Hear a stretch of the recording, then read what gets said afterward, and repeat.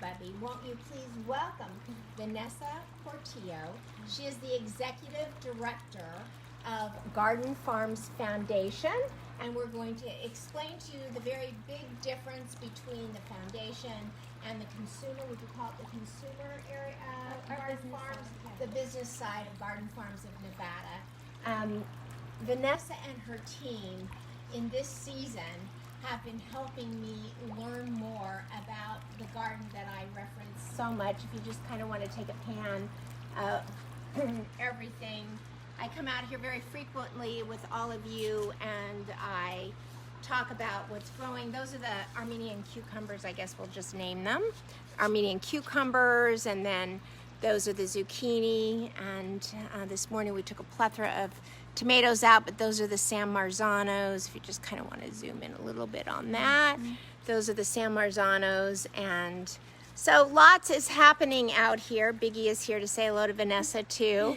These are the peppers. If you can walk in and just show these huge peppers. Aren't these beautiful? Look at that. It seems like I have a green thumb, but honestly, I think I live in an amazing microclimate. These are the eggplants, lots of eggplants here. So we, Vanessa and her team, have been coming out and teaching me more how to prune and how to do this much better. And I'm learning a great deal, especially this morning. It was really helpful. And so I'm going to take a walk over here with Vanessa. We are going to get out of this heat, and we may even have to not stop, but just you'll have to follow us into the kitchen where it's nice and cool, but we'll try it out here for a while. I think Vanessa's probably used to it. So Vanessa, if you want to have a seat right over there, and I am going to take a minute. I'm going to ask you a question, and while you're answering that question, I'm going to find everybody on Facebook so that I can speak to them, because they all ask questions, so I can't tell who's here right now. Brenda, do you see who's here? Susan, your mom, Frank. Oh, hey Frank, hey Susan. Okay, so Susan Rainish? Susan Foreman. Oh, hey Susie, that's Yeah. okay. Okay, all right, let me go into Facebook, but before I do, let me ask you this question. For those people that are here in the Vegas Valley, and we've got people all over the country, obviously, but and many that are from Northern California, which is where I think the original garden farm started. No, it started here in Nevada. Oh, in did it 2010. really? Yes. And so how many years have you been in? So 2010, so 11 years now. Really? Yep, 11 years. Oh my gosh, I cannot imagine that just now hearing about it. I'm going to tilt my hat, maybe people can see me. And so tell us who started it and exactly what Garden Farms of Nevada does. Yeah, so Garden Farm started in 2010, and it was started by Brian and Brittany Valinga, who always had a garden in their backyard, and they had friends who were like, oh my gosh, you can grow in Las Vegas. Can you help me build a garden in my backyard? And can you help me? And so they started helping their friends, and they were like, this is actually a really great business model. Maybe we can start something with this. And so Garden Farms was born. And then in 2011, we built our very first school garden. And then so Brittany was, doing the classes. The kids would come out and she would teach them how to grow. And Brian was building the boxes. And then so we started hiring farmers. And now 11 years later, we've built hundreds of gardens all over the city, about 150 school gardens, community gardens. We have 2 large-scale community gardens. Tell us a little bit about the school gardens. Yeah, so the school gardens, so the way that it works is, we have our garden set up, and a farmer goes out and teaches the kids how to grow. So the lessons are, led by whatever's happening in the garden space. The teachers bring out the classes, and so the kids learn what is going on, what's growing, and then they get an opportunity to actually get their hands dirty. And they plant seeds, and they harvest, and they take care of the plants, and so they get to experience the whole process of growing food. And I heard you mentioning just a few minutes ago when I was getting ready. Oh, sorry. Sorry about that, everybody. Oh, there he goes. Okay. So that you were talking about curriculum being related to the garden. So Yes. how do you see that? How does Yeah. that work? So basically, we also have a nonprofit wing, which we started in 2017, and so through that, we are able to create programming that goes beyond the day that the farmer's there. So the farmer goes out and the kids come back. But what I started recognizing was that, for the rest of that week, teachers were not using the garden because they're either, intimidated by the garden, where they're like, I kill everything I touch, so I just don't even want to mess with it. Or they're like, I'm just so busy, I have to teach this and this and this. I don't really have time to teach the garden. And so what we did was we created a curriculum that teachers can use without having to be an expert farmer. So they can teach English and social studies and math using the garden as a tool and not have to... So give me an example. Yeah, so being able to maybe writing poetry, using the garden space. Or learning social studies, as far as like food production, cultures around the world, the foods that they're eating. Right. And, or even recycling and composting and our impact on the landfill. And so there's many, and then of course math, unlimited.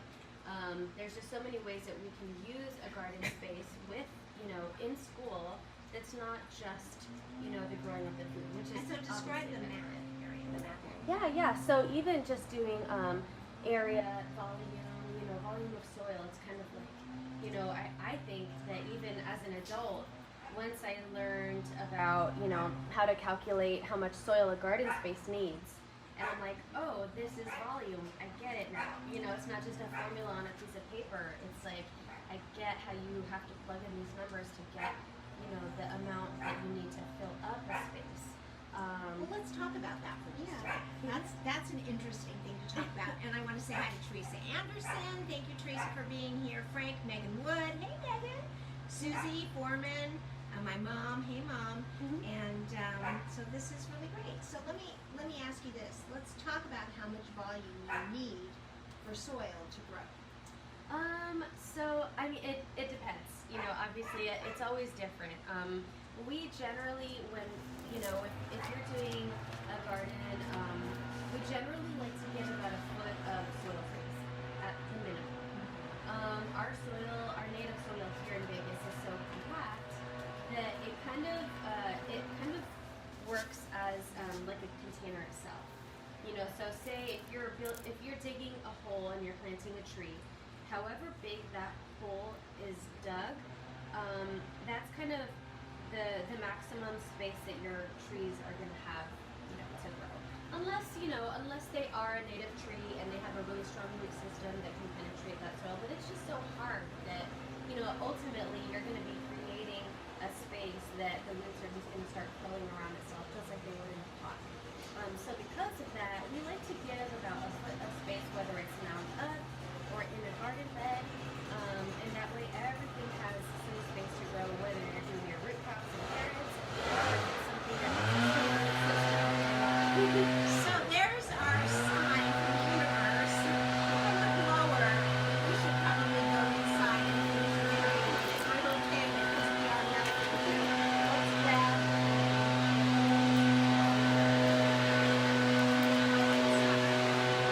My goodness. That is hilarious. I'll have to remember to come Thursdays at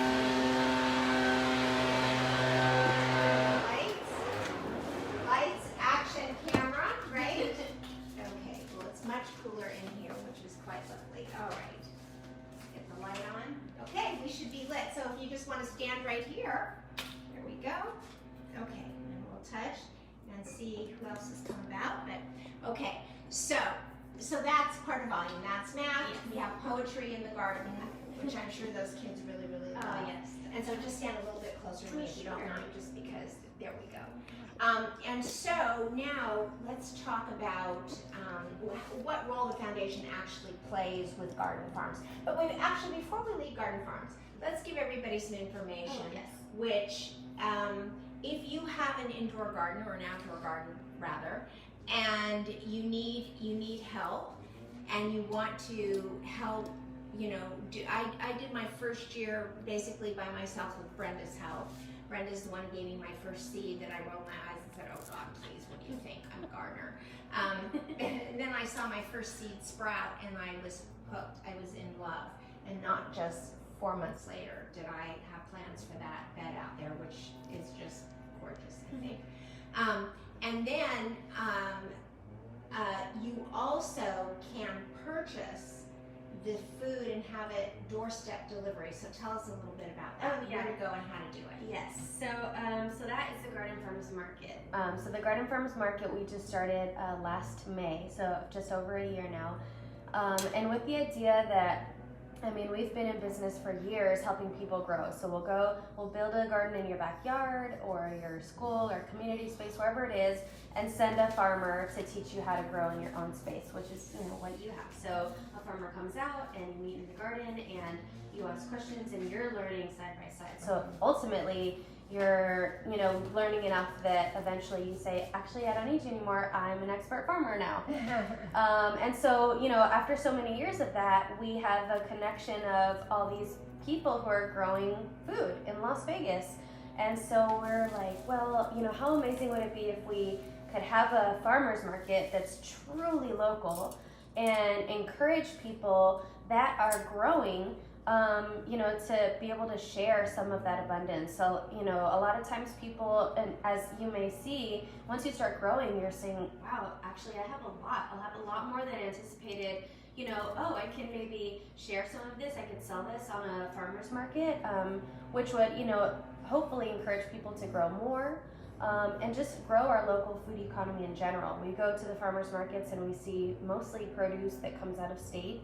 Yeah, Sacramento area. Yeah, and Fresno. so we're just like, you know, we have so many people that we know now that are growing. How cool would it be to have a truly local farmers market? And we can do doorstep delivery. So we started the Garden Farms Market. So through that, we have tons of vendors that, you know, with it selling products that you can find at any typical farmers market, honeys and jams and breads and of course produce.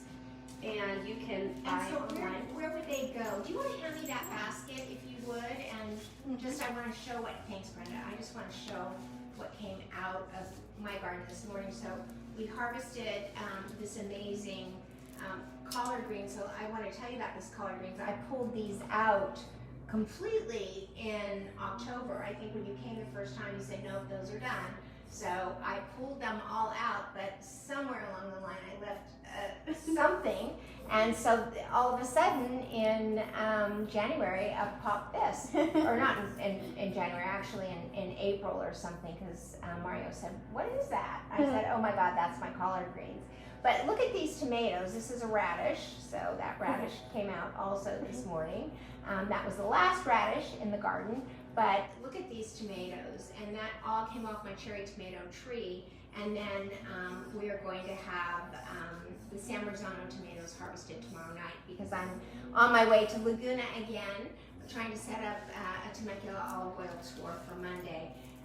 But these are the San Marzano tomatoes. You can tell by the shape of them. They're so gorgeous. Anyway, I get such a thrill, and I'm so proud, and these are so delicious.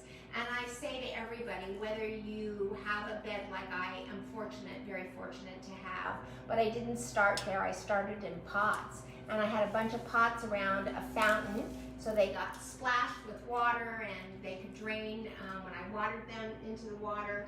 And so, you know, pots on your balcony if you're in an apartment is just as good as a bed, right? Yeah, definitely. Definitely. As long as, you know, you have that space, like I said, you know, generally we do about a foot. You can grow a lot. Yeah. Even in containers, you know, you can just get buckets, and it's amazing. You can grow an eggplant in a 5-gallon bucket and it'll do wonderfully. So. Oh my gosh, especially Yeah. in this weather. Yeah. And that's the other thing people say, oh my God, you have a garden. I didn't think anything would ever grow in Las Vegas. And Yeah. my answer always is, you know, it's not the heat that is a problem here. It's our soil, which has no nutrients, and it's filled with caliche. And so that is the problem with growing here. Yeah. So you have to transplant the soil, Yeah, which is good expensive. soil.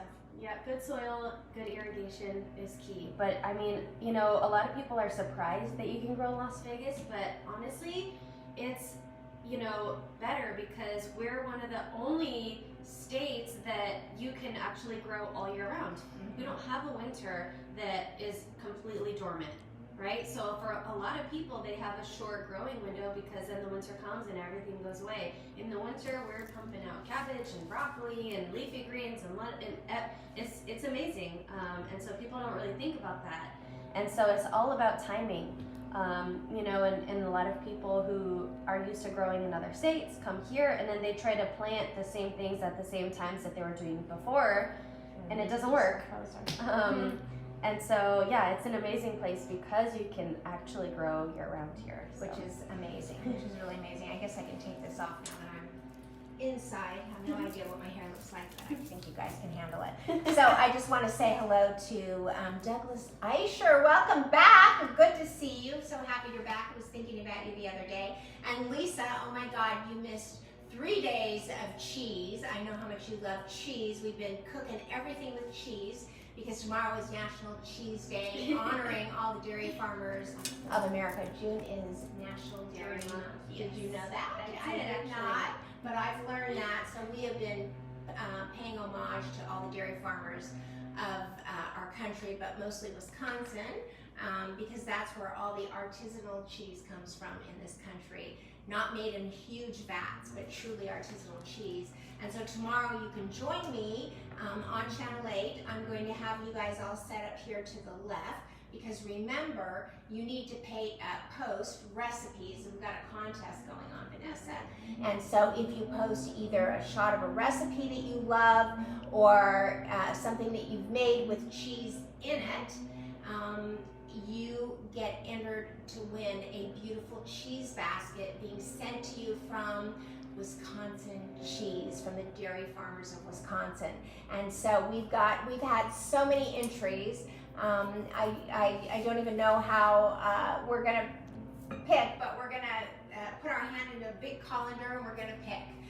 So you've got until tonight at midnight to post your pictures, not on Nanny Bubby because you can't anyway, but in the Gather with Nanny Bubby Facebook page. So get your, you can enter as many times as you want by posting your pictures or recipes, and that gives you more entries and more chances to win. So I'm looking forward to that. Sorry, I'm doing housekeeping here. As soon as Channel 8 segment is over, I will leave them and I will turn back to all of you who are usually over here to my left, and we will grab the colander and we will pull out that winner. So then all I have to do is DM you and get your address so we can have Wisconsin cheese sent to the basket. So, okay, so let's see if anybody else has come. Yes, I know, Lisa, cheese is your favorite food. Excuse me, chocolate and cheese. I think they're tied. Okay, all right, so let me ask you this, because I once asked it, and I know you said you have a vision of making, you know, truly a farmer's market here with all of your local growers and home growers like myself contributing to that. But there's a licensing detail that you have to go through. So tell us, just for those that have beautiful big gardens. Yeah, it's what's actually super licensing? simple. So you just need to get a producer certificate.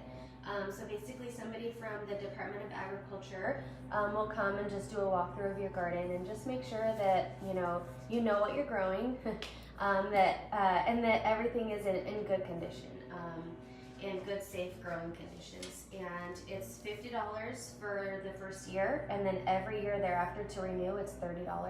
So it's really affordable, and it's great. It allows you to sell off property. Got it. And so do they certify you organic at that moment, or no? Yeah. So how do you market it? If in fact you do know I'm organic, because I am, right? And we use no pesticides. We use our food grade hydrogen peroxide on the leaves of our tomatoes. But I also clean all this. I actually don't clean what comes out of my garden with food grade hydrogen peroxide. I just rinse it because I know I'm the only one that's touched it. Sarah and me. So I'm good. But what I wonder is, how do you market it if I'm one of your growers? Like, what do you call it? Yeah, so we say organically grown.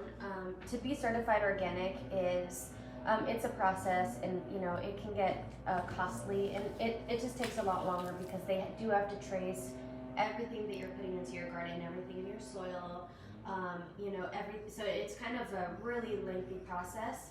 For the common grower like ourselves, it's not really necessary. So there's a difference between organically grown and certified organic? Yes. Wow. Basically, and it's just really the cost. And so, if you grow organically, you can say that it's organically grown, which it is. But to get certified organic, that is a longer process, and that is why certified organic is more expensive, because they have to pay more for their licenses. They have to pay a lot more for their insurance and all the things that go into it. But for small farmers, it's really, we grow organically, and that's anyone who also understands that and just supports that is going to also understand that it's not really necessary to be certified, unless you're a huge company and you're trying to get into corporate businesses like Whole Foods Market or something like that. But for the common backyard grower, it's not necessary. So tell me this, are you a homegrown girl? Oh yeah. Are you? You're from here? Yes. Oh my gosh. Born and raised. What high school did you go to? I went to Silverado. Oh, Silverado. Okay, I went to Valley. So a lot of us that are here today actually are from here and were raised here. Teresa, as a matter of fact. Hey, Sue Rainish, nice to have you. Just checking to see who I might have missed. So everybody is here and finding us. So you're homegrown. Yes. No pun intended.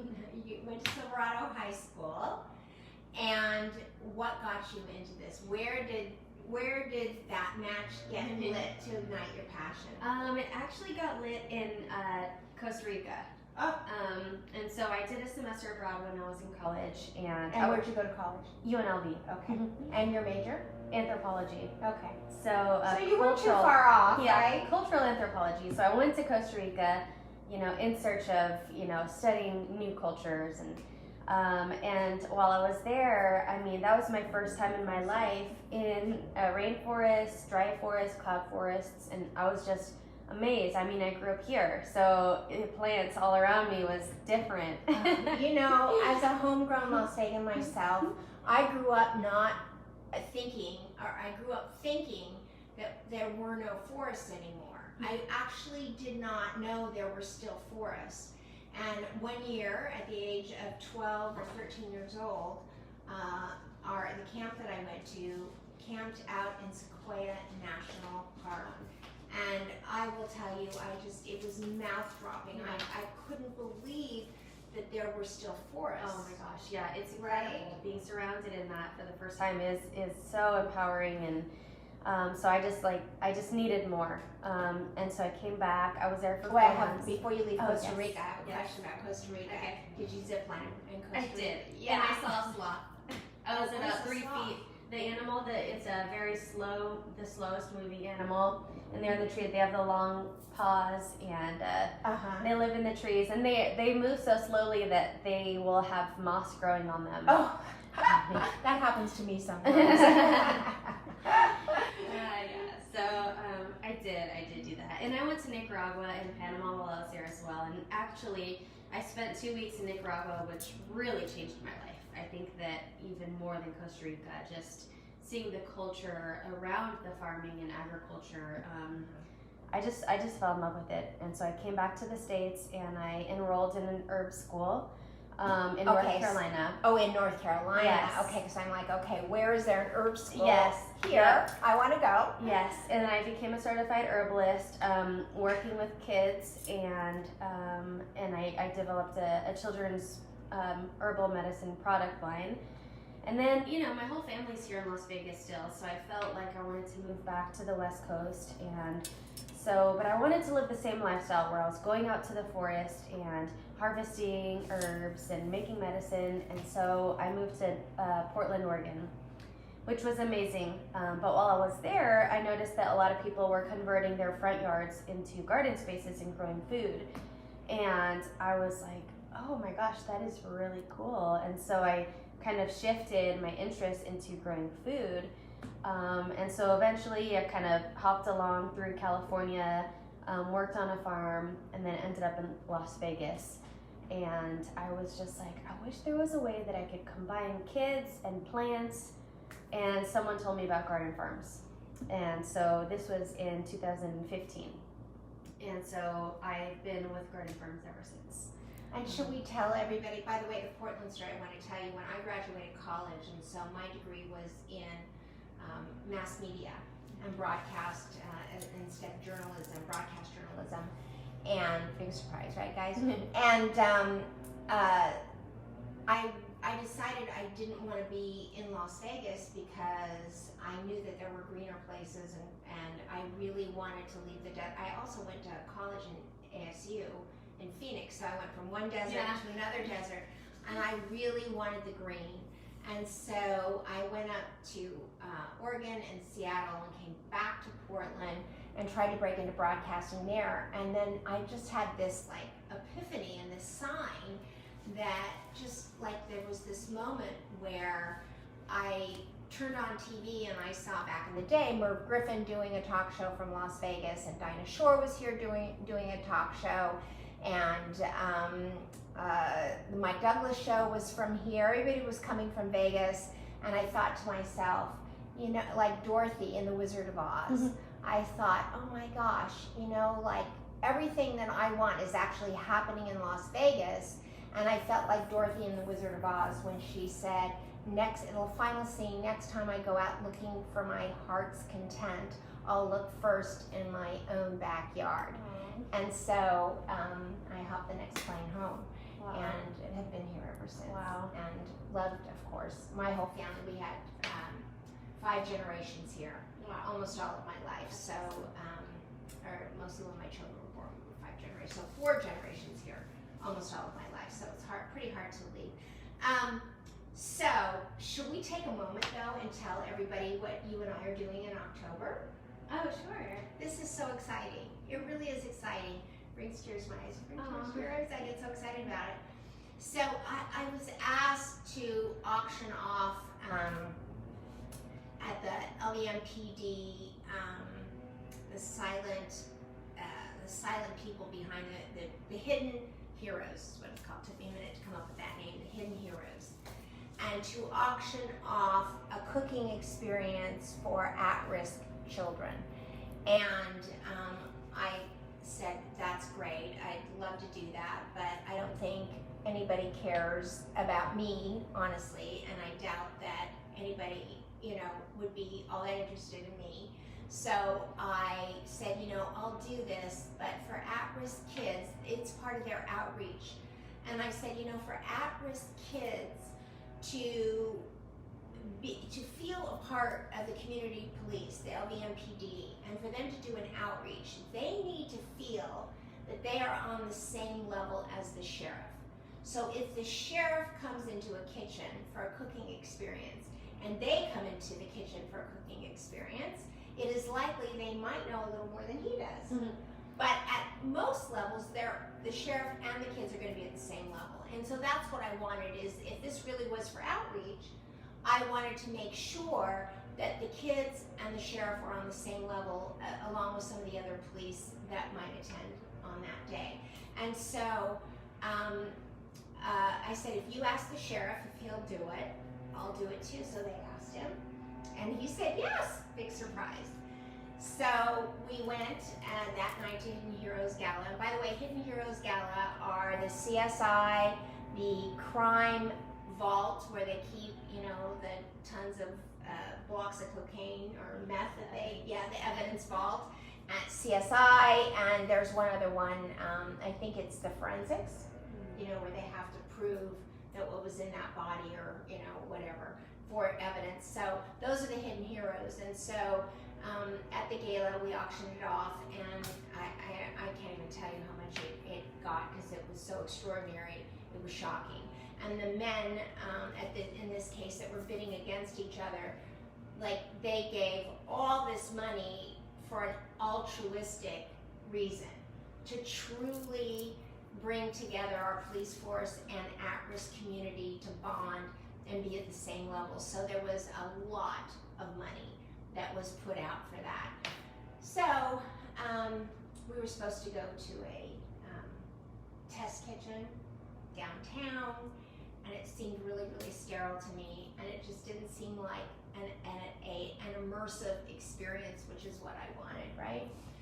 So all of a sudden one morning I just like out of nowhere just called Vanessa and said, Vanessa, last weekend there was an auction and this is what we're doing, and wouldn't it be so cool if you've got some community garden, which I didn't even know if you did or not, right? But do you have a community garden, and can we bring these kids and the sheriff and policeman to the community garden, and can we have an immersive experience? And she was like, like, oh my God, yes, so tell them what we're going to be doing, because that's what is so exciting. And we were supposed to do it in June, but because of the weather, as you can all see, there is no way that we were going to do this in June. So we put it on the back burner, no pun intended, till October, where we can all go out and enjoy the weather and the experience. So tell us. Yeah, so we're going to have the kids there, and we will be planting seeds, we're going to be harvesting, we're going to be learning about... Wait, say this so we can immerse them in it. So we're going to let them harvest, but in order to teach, not recycle, but regeneration, where they pull whatever it is out, they are going to replace it with a seed, and they are going to learn how to put seeds in the ground. Yeah, right? and keep the cycle growing, and just understanding that everything has a give and take, and so being able to kind of close that circle, especially when you're in a space like a garden, and you're like, oh, I want to harvest, but you don't think about initiating that whole process, that this is the end result of a lot of work that went into this. So being able to do all the steps in that process, planting seeds and figuring out exactly how far apart to do everything, looking at the companion planting, what is going to be growing next to each other, and learning the process of what it took to even grow that vegetable, and then being able to harvest and wash it and prepare it and eat it, so they're just kind of seeing that whole entire cycle. And so tell them about how we're going to make a big salad that everybody contributes to. Oh, so we'll be able to, have everybody choose an ingredient, choose a vegetable in the garden that they want in the salad. And then so they'll be able to harvest that vegetable. And so every person will be in charge of harvesting one vegetable for the salad, or one variety of vegetable, I should say, and then washing it, preparing it, either cutting it up or dicing it or tearing it, whatever it needs to be done to put in the salad. And so everyone will make their contribution into that, and the end result will be a big meal that we've all contributed to. And there's a pizza oven.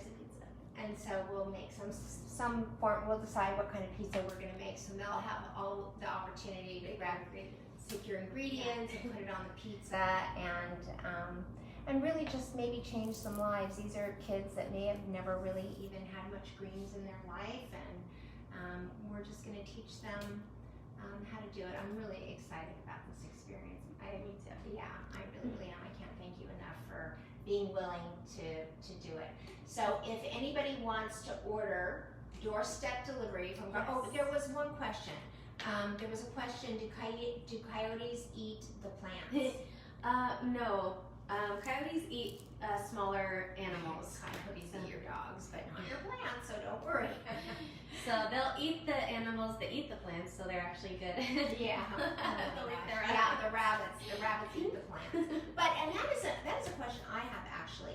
If a rabbit were to get in my backyard, oh God forbid, but in the event that it does, can it jump up into that bed? Probably. Oh, it Probably. can? Oh my Yeah. gosh, okay. I had a little guy in there once, 13 years ago, but we showed him his way out.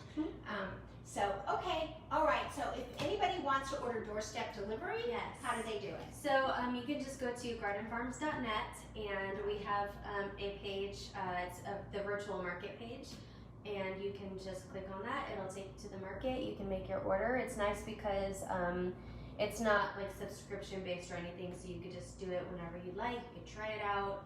We do have a lot of customers who buy every week or every other week. So how does that work? So if I wanted a weekly delivery, do I have to go in every week and Yes, do it? Okay. yes. And it all is, right. you know, because it is local and seasonal, and you know, there's constantly things that are changing, being added, and you know, being new crops coming in, older crops coming out. So you know, it's great too, because then you also get to learn how to eat in season. Right. And so you And know, that's much more nutritional to eat in Yes, season definitely. than to not eat in season. and eat local and support, you know, local growers, small backyard farmers, you know, and it's just great being able to kind of grow our own food economy, put that money right back into where it's being, you know, harvested that day. That's another awesome benefit to the market, is that it's waste free.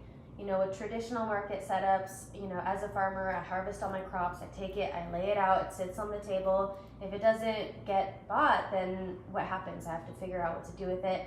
This way, everything is made fresh to order. So if you're ordering, you know, breads, it's not baked until you order it. If you're ordering all your vegetables as a farmer, I see the orders that come in and I say, okay, I need to harvest, you know, 2 pounds of radishes, 1 pound of Swiss chard, and nothing gets harvested until it's already bought and ordered, so it's a waste free.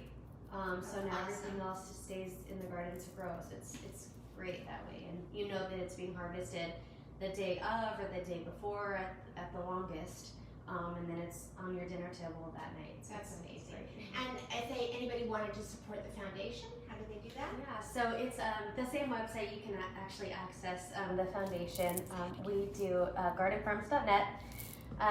And you know, a lot of our programming that we do is funded by our community, which is local community donors, and we do a lot of volunteer projects as well. But you know, mostly what we do is we see a need and we fulfill it. And so, you know, I try to kind of stay focused on that community level as opposed to big extravagant projects. We find local low-income community centers or that are located in food deserts. We'll build a garden and teach them how to grow, and you know, we're bringing the food to them. It's one thing to donate a bunch of food somewhere, but then another thing to actually build a garden and show them how to grow and teach them how to self-sustain, and you know, eat on a budget. You know, there's a lot of foods that we can grow that it doesn't really cost much. You know, you're paying for that transportation and the shipping costs and the packaging, and you're paying a lot of money that is not really the cost of growing the vegetable. And so, you know, if you have direct access to that, you can eat on a very small budget and eat healthy and fresh and organic and know exactly what's going into your body. We will want to say that to these at-risk kids too, because why can't they get doorstep delivered? And it's right. Yeah. That's just sort of a great thing for them. And so just repeating the website, it is .net, not .com, so it's gardenfarms.net. And you need to click on either Las Vegas or where's the other one? Oh no, it's just Las Vegas. It's just Las Vegas. Okay. All right. So it's gardenfarms.net, not .com. .net, and you can go on and you can order your delivery, which sounds great to me. I think that's better than a CSI, right? CSI. CSA. Yes. CSI was at Hidden Heroes. CSA is here with Vanessa. So. Okay. All right. So that's it for today, everybody. Okay. Last shameless plug, but I'm only plugging so that all of you can win. I'm so excited about this. We're paying an homage to the dairy farmers of Wisconsin. Wisconsin Cheese is going to be furnishing a very beautiful, they're sending me a picture, I'm gonna post that picture tonight so that all of you can see it, and post your pictures, your recipe of cheese, even if what you're doing is taking, you know, I know Lisa so well, taking a brick of cheese out of your refrigerator and slicing it and putting it on a Ritz cracker or a Cheez-It. Snap a picture along with your grapes and maybe a little chocolate on the side, and post your picture, and hashtag Wisconsin cheese in everything that you do. If you're from Wisconsin, you can hashtag proudly Wisconsin, but everybody has to put hashtag Wisconsin cheese. And what are you looking at? See what Lisa said. Oh, what did Lisa say? Spread cheese like that. I like that. We're going to spread cheese like butter instead of spread love like butter. We say spread love like butter. That's really funny. Okay, so that was really, that's so funny. Okay, so that's what you want to do. Contest ends at midnight tonight. Tomorrow, right after the show on Channel 8, I'm going to turn back to all of you who will be over here. And I am going to go into the colander and pull out your name, and some lucky winner will win a beautiful cheese basket from Wisconsin Cheese. And that's it. Enter as many times as you can with real recipes and fresh cooking that you're doing. Just had to kind of say that. So anyway, Frank, don't know where you are, but I hope you're doing well. Frank, tell us what city are you in? Let's see. Well, wait a second. He may not still be there, but Frank is an over-the-road 18-wheel driver who tunes in every day. Oh, nice. So awesome. I don't know if he has his phone up while he's driving or exactly what he's doing. I need to ask him to text while he's driving, but we've been following him on his journey this week because he's a chef and he has a cookbook. He was posting beautiful pictures from that cookbook. And then we said, no, you need to actually still post pictures of, what you're eating now. He goes, well, I'm an over-the-road driver. Do you want to see what I'm eating? And we're like, yes. And we saw what he was eating. Where did he say? Portland. Wow. Yesterday was in Sacramento. So we were talking about Portland, right, Frank?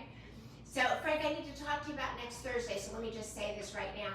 Next Thursday, I had already booked Tanya Murray to be here so that we can do fermenting. So what I need to know, because Frank has got this great cookbook called something Brooklyn, Best of Brooklyn, I think it is. And we're gonna talk to Frank and interview Frank about his cookbook and Brooklyn and the meals that he puts together and how some of the stuff poor Frank's been eating on the road, thank God he comes home and can cook for himself because, oh my God, it's so beautiful, Frank, I really feel for you. But anyway, so Frank, let me know if you could do it the following Thursday, which would be, let's see, what's today? Today's the 3rd? Today's the 3rd? Tomorrow's the 4th, because National Cheese Day. Today's the 3rd. So 11, so it would be June 18th, Frank. June 18th, tell me if you're going to be in Vegas on June 18th, and that's when we're going to book Frank. So that's it. Post your recipes. So good to see all of you. Thank you. I have an update actually, or a quick little thing. If you are in Vegas, sorry, I just remembered.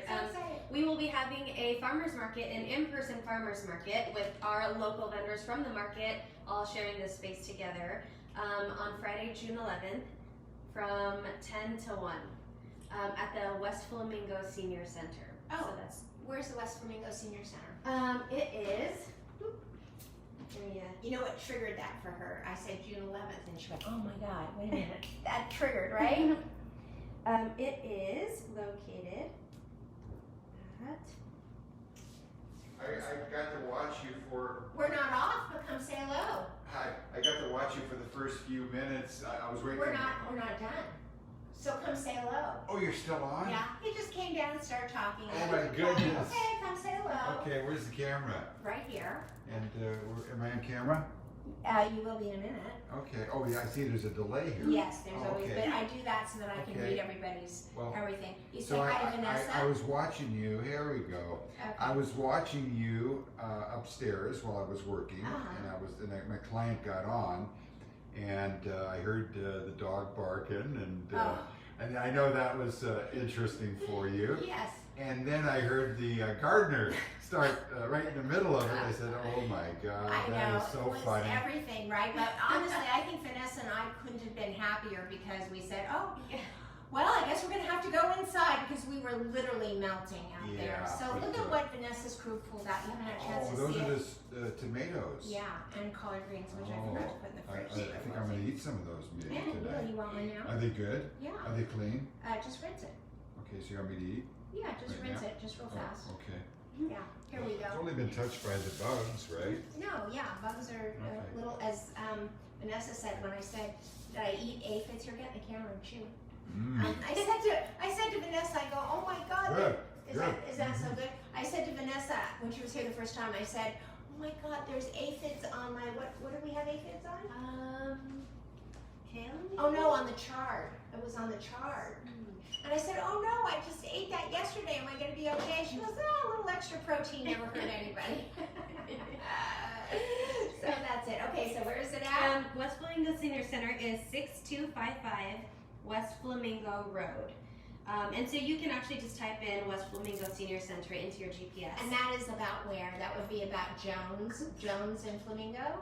Yep, it is on off of, what is that? Flamingo and, I can't tell. That sounds about right. Yeah, close enough for government work.